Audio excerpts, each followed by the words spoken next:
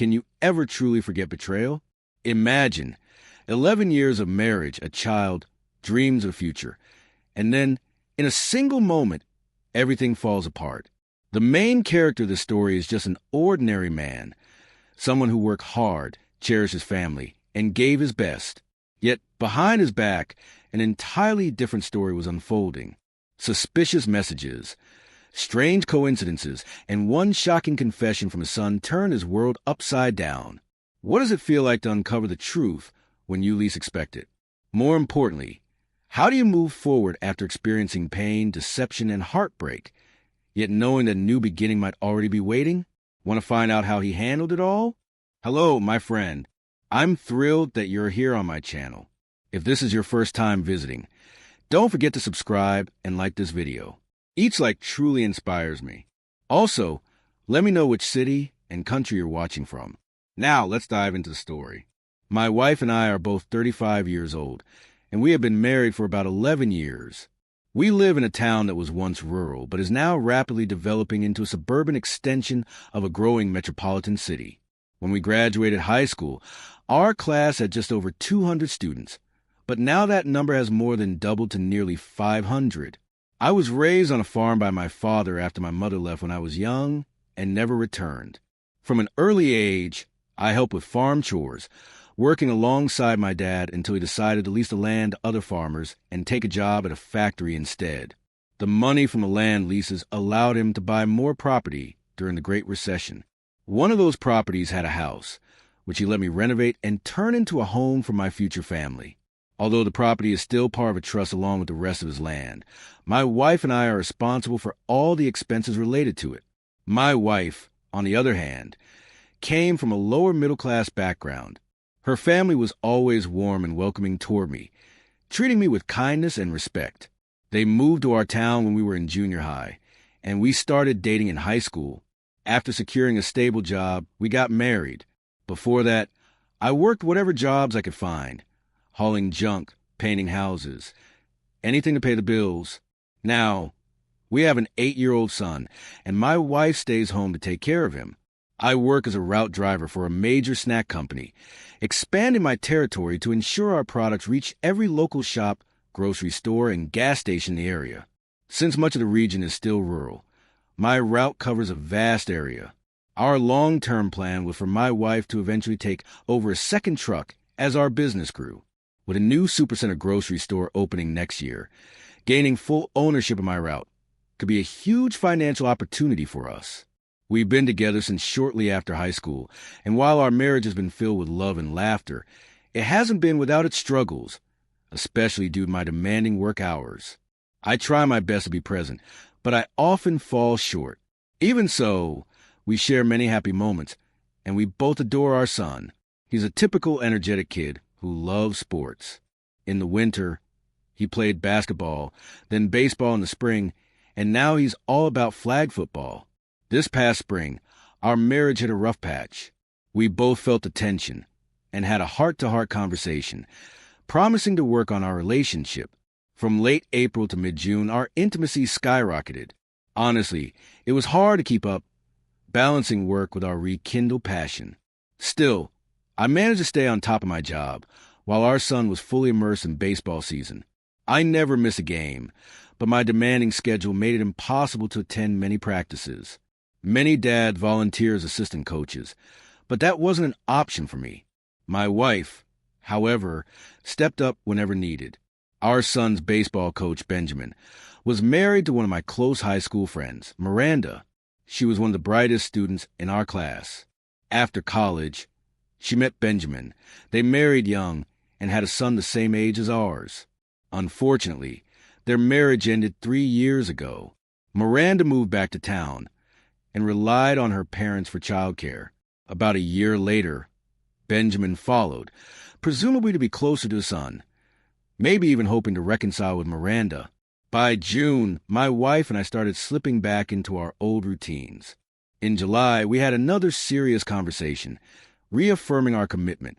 We even went on vacation, hoping it would help us reconnect. But the spark between us remained inconsistent. Then in mid-August, our passion reignited, only to fade away again by September. Around this time, our son started flag football, and he absolutely loved it.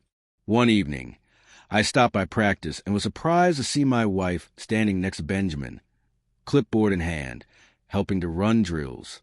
Other dads were also assisting. Later that evening, when I asked her about it, our son eagerly corrected me. She wasn't just helping, she was officially a coach. Apparently, when she signed him up, she had volunteered for the role. Coaching became a huge time commitment for her. She was always on her phone, mostly texting, occasionally making calls. When I was around, it was almost exclusively text.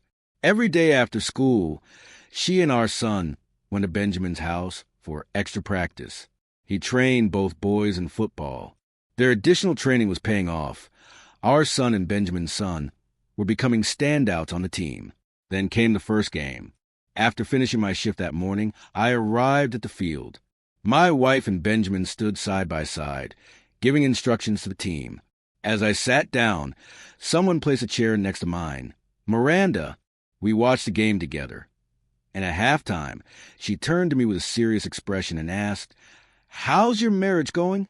I assured her that everything was all right, but she seemed unconvinced. After a brief hesitation, Miranda shared something her son had told her one rainy afternoon.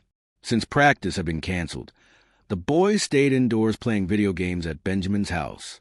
At one point, her son went to the kitchen to grab more juice and unintentionally witnessed Benjamin and my wife kissing. Shocked, he quickly rushed back to the game and later confided in Miranda. That revelation changed something deep within me. As usual, I woke up at 4 a.m. to make the 45-minute drive to my warehouse job. But that particular Monday, I set my alarm even earlier, 3:30 a.m. While my wife was still asleep, I took her phone. After several failed attempts, I finally cracked her passcode. As I scrolled through her messages, I discovered an endless thread of texts, some explicit, accompanied by compromising photos she had sent.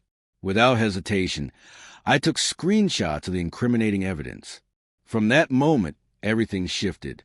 Typically, I reserved one day a week to spend in town, but occasionally, I'd return home for lunch. During periods when we felt particularly close, I would surprise her. Yet, more than once, when I called to check in, the house was empty. My calls went unanswered. On multiple occasions, while passing by Benjamin's house, I noticed her car parked in his driveway. After finishing my workday one evening, I spotted her car there again. When I confronted her later, she insisted she had been out shopping, apologizing for not being home when I arrived. I reassured her that my visit had been an impromptu decision and there was no reason for concern. The following week, I decided to make my lunch visit intentional. I informed her in advance, then parked a short distance from Benjamin's house and waited. Somehow, she failed to notice my truck. Minutes later, she hurried out, got into her car, and sped home. I followed at a normal pace, and by the time I walked through the door, she was already in the kitchen preparing a sandwich for me. We engaged in light-hearted conversation over lunch. That Saturday, after my son's game, I took him home to change before dropping him off at my father's place for a fishing trip. If he felt like it, he could even go for a swim. Once again, when I returned home, she wasn't there. I drove past Benjamin's house, and as expected, her car was parked outside. I called her, and when she finally picked up, she sounded irritated. I asked what she was doing there, but she fell silent. I told her to get dressed and come home. By the time she arrived, I was already seated at the table, waiting. She stormed in, furious, and berated me for even implying something was wrong. I remained composed and firmly asked her to sit down. She refused, growing more defensive. Speaking with authority, I demanded she stop yelling and take a seat. I had something to show her. She demanded to know what was inside the folder I held, but I insisted she sit first. One by one, I laid out the screenshots of her messages. Her anger intensified as she chastised me for going through her phone. But when I revealed the explicit photos, she fell silent. That was it. I told her she had until the following Sunday to gather her belongings. On Monday, I'd be meeting with a lawyer. She needed to pack her clothes and personal items. The rest could be sorted later. She broke down, sobbing and apologizing repeatedly. I asked her a question I had once read in an advice column. "What did you think was going to happen?" She had no answer. There was nothing left to say. Since then, I've been staying at my father's house. On Sunday, I brought my son home so he could catch the school bus the next morning. I explained to him that while his mother and I would no longer live together, he would still stay in his home. That evening, when I returned, all of her belongings were gone. We had agreed she would pick up our son after school. She had the option to either stay with him at the house until I returned or take him to her parents' place. Regardless of what had transpired, she was still his mother, and we would have to co-parent. The divorce is now in progress. She will be formally served next week, but I won't humiliate her by having the papers delivered publicly. I have already informed her they are on the way. She requested to retrieve a few additional items from the house, but my lawyer advised against it. If she wanted anything, she could submit a formal request through the court. I don't have any deep attachment to most household items, so she will likely receive whatever she asks for. Interestingly, she hasn't requested clothing or makeup. People often ask me what she's doing now. She's living at her parents' house, and my son spends his afternoons there until I finish work. I make it a point to leave by 5 p.m. to avoid working late.